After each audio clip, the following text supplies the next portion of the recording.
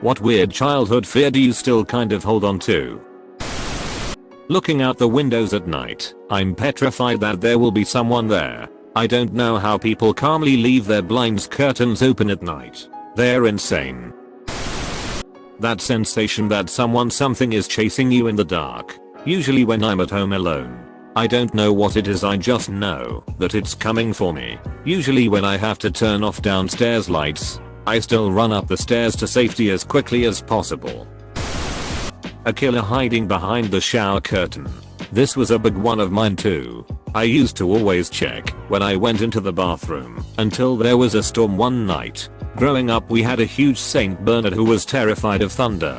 Whenever she heard it, she ran straight for the bathtub and jumped in.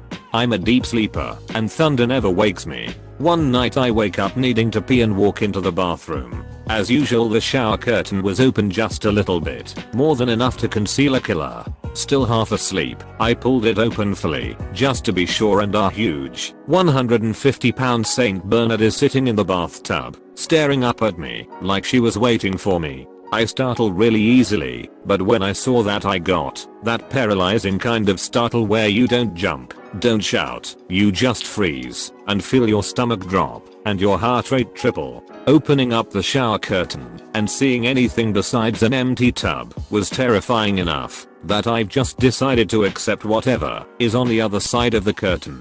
I miss that big ass dog. There was a line in a Goosebumps book about a monster eating your toes while you slept. Bothered me enough as a kid that I still can't sleep with my toes poking out of the blanket. I'm 32. I know that the thing under my bed doesn't exist. But I also know that if I keep my feet under the blanket, it won't grab my ankle. Stephen King.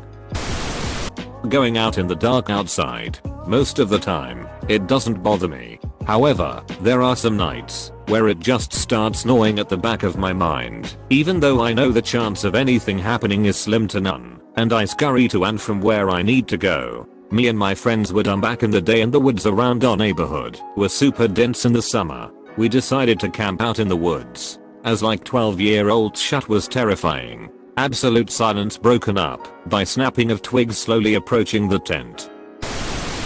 Basements. They still give me the creeps. Especially dark, unfinished basements. Yikes. I'm still kinda scared of escalators. My husband makes fun of me for it, but I'm scared something is going to get caught on them. Years ago, my sister had Crocs on and an escalator sucked up the Croc and almost got her foot. I'm still scared of escalators. Mirrors in the dark. My grandmother instilled this one into me. She was a very religious Catholic Slovakian immigrant and always had the mirrors in her house, covered up with blankets. Some superstition about them being a gateway for evil or something. So it's always in the back of my mind now. Edit. A lot of folks are asking why she had the mirrors at all.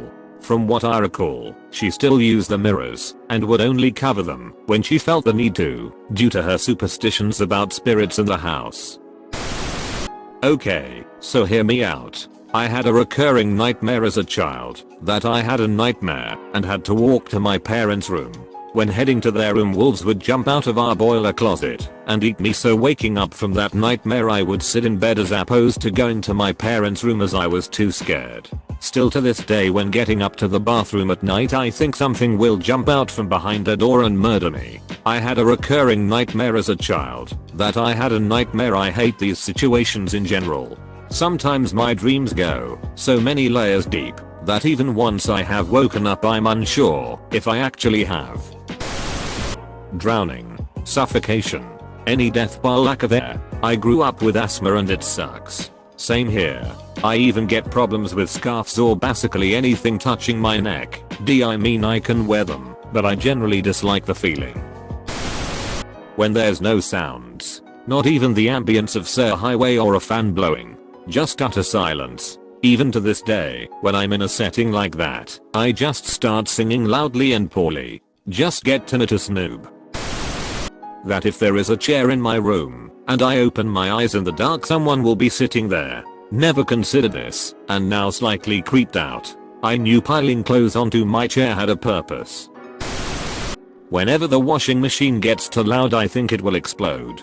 When I put too much in it and it starts shaking, I sit on top of it to try and stop the movement, and I will sit there panicking until it finally finishes its cycle. None of them in childhood. Health seemed guaranteed at age 66. Different story. Isn't that the truth? 58 here. Taking care of my elderly parents with dementia. Old age is not for sissies.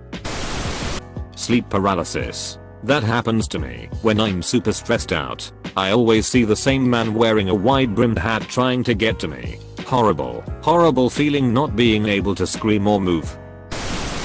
Opening a can of biscuits. I fear the pop. If no one is around to do it for me, I cope by whacking the container hard into the corner of the countertop to force pop it on my own terms.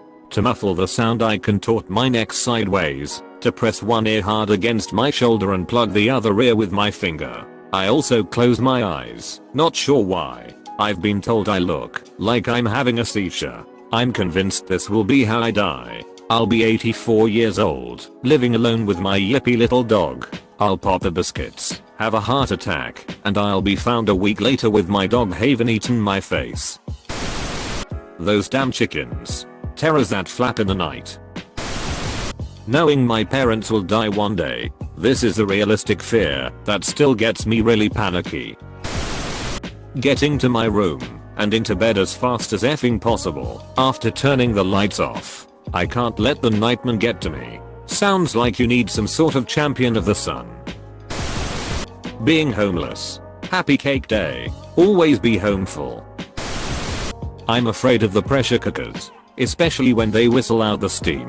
The story is at my birthday and we were cooking goat meat and the whistle got blocked, and it was kinda like a bomb from there. My friend's mom was injured heavily when one of the pressure cooker exploded, so I had a bit of fear already. The fact that I cold died on my birthday gave me a mental scar forever. My aunt got pretty badly burned from a similar situation, and even the story has made me have this story.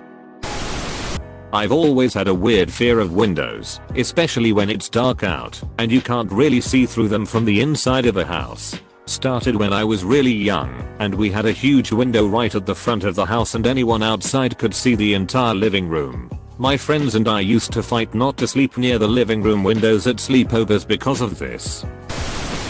The deep parts in pools. I swear there is a giant octopus shark waiting to eat me. I somehow misread this as deep sharks and thought, oh yes, we've all heard of some kid pooping in a pool. The deep sea scared me too with all the creatures out there. Heights, stairs, loud noises, dat, a monster in the toilet. Hol up.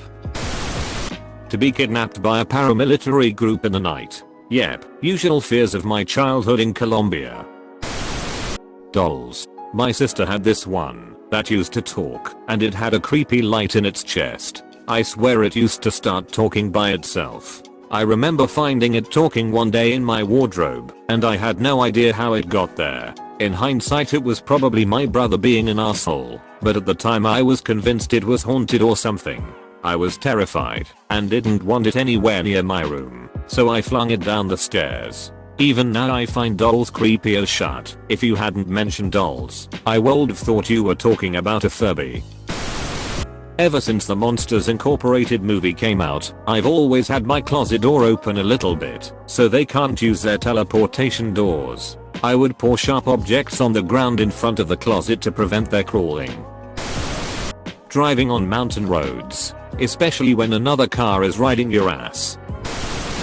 Poor quality surfboards. Growing up surfing as a kid, I was told by asshole older kids that sharks are attracted to real McCoys, which are like the generic name brand for blue foam surfboards for beginners that you kinda start out on as a kid. So every time I paddled out I was looking for sharks. Then I finally got a real board for my 9th birthday and thought I was invincible. But whenever I see a kid's foam board, sharks. Kinda off topic, but I can't believe the generic brand had the audacity to name themselves the real McCoys.